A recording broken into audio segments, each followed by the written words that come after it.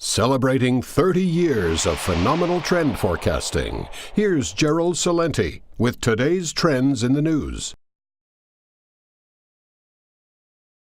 What has become of America?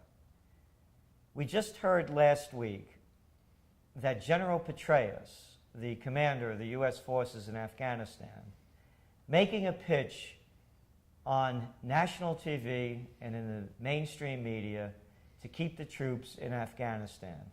Since when has it become the role of a general to keep promoting war? Yeah, I thought the role of the general was to fight the war. Isn't that what General Patton did and George Washington? They actually were in there fighting, not sort of sitting behind a desk promoting. That's what I thought. Well, you're wrong, because here's what's going on. General David Petraeus, this comes from the propaganda tool, the toilet paper of record, the New York Times this past Monday, said that General Petraeus, the commander of American and NATO forces, began a campaign on Sunday to convince, that's propaganda, capisce? Convince an increasingly skeptical public.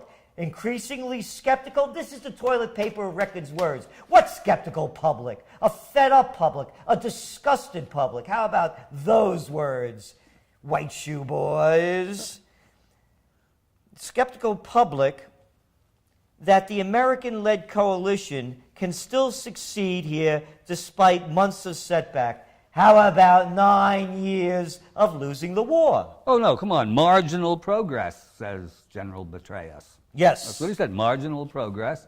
And of course, in all of this, toilet paper of records, interviews, and so on, not one word about the rationale for being engaged in this disgusting war in the first place. Yeah, the rationale was, let's get this straight for the record, to get Osama bin Laden and to get rid of al-Qaeda camps that were in Afghanistan. Go back to the records. It's in, by the way, the Spring Trends Journal, word for word.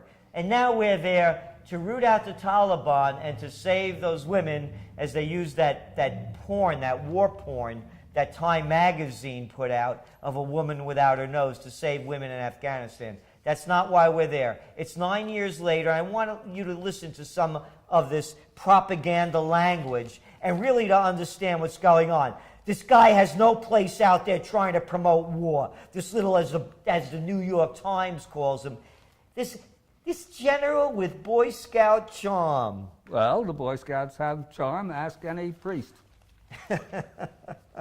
General Petraeus, in his interview with the Times, said Americans were making progress. Quote, "The president didn't send me over there to seek a graceful exit." Oh, no, they want an ugly exit. No, they want to stay there forever and ever and ever, as a matter of fact. What makes you say that? Well, it seems to me that Afghanistan is the corridor for oil coming out of the Middle East there, out of Kyrgyzstan and whatever, all those other stands. And there is a commercial, there is an economic, there is a financial reason for us being there. Otherwise, we wouldn't be there. We don't go liberating African countries because they treat their women badly or because they've got al-Qaeda there. Well, we are there for commercial reasons. Here's some of else what he's saying.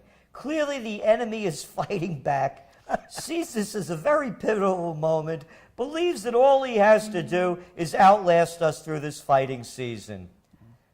That is just not the case, says the general. 9 years, you're losing. As goes Kandahar, so goes Afghanistan. The other losing general, McChrystal Meth, who's no longer there, as we said, would get some cushy job. You know where McChrystal Meth is now, the former commander of Afghanistan? I think he's at Yale. Yale. Big Harvard, surprise. Princeton, Yale, bullets, bombs, and banks. But, yeah, I was just going to say, when Petraeus gives up, he can go to Harvard or perhaps Madison Avenue, since obviously he will have failed as general. But it's all not lost, because they know there's corruption. Oh. Oh, yes, they do. And now they're bringing in a corruption czar over there. corruption. Oh, yeah. General H.R. McMaster, one of the most innovative officers in the war, in the Iraq War. One of the most innovative officers in the Iraq War has now taken charge of a task force assigned to attack corruption.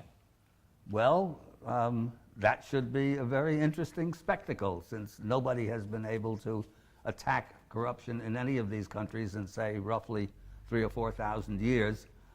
Perhaps he will finally be able to root it out. How about attacking corruption in the United States? What corruption? Hey, about going to Wall Street with the Goldman Sachs gang. Oh, that's not Oh, the corruption. Merrill Lynch mob. Oh, not those guys. That's not corruption. That's not No. corruption. That's business. That's business. It's different. So really, the trend about all this is that we have a war hawk, warmongering general selling war to the American people. And a war hawk, warmongering president who allows him to. And there's one other issue here. As goes the wars, so goes America. Stop the wars, save America.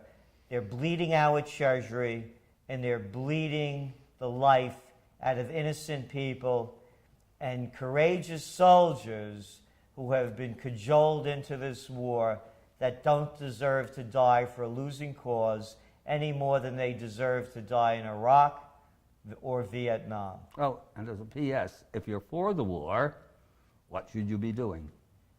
Send yourself, send your money, send your wife, send your kids. There's a job for you on the battlefront. You can clean toilets, you can do the laundry, help cook meals, because after all, we're paying a lot of money to these overcharging defense contractors such as Halliburton to do those jobs. And also, for you really brave guys out there and women that really want to go fight, we could also use some people to go help pick up body parts that are left behind from our soldiers losing them. And by the way, all of you really brave people that want to lead the charge, I say get the guy out of the White House onto the white horse and let him lead the charge. Obama the Great could be like Alexander the Great. This is Gerald Celente. And John Anthony West. And that's today's Trends in the News.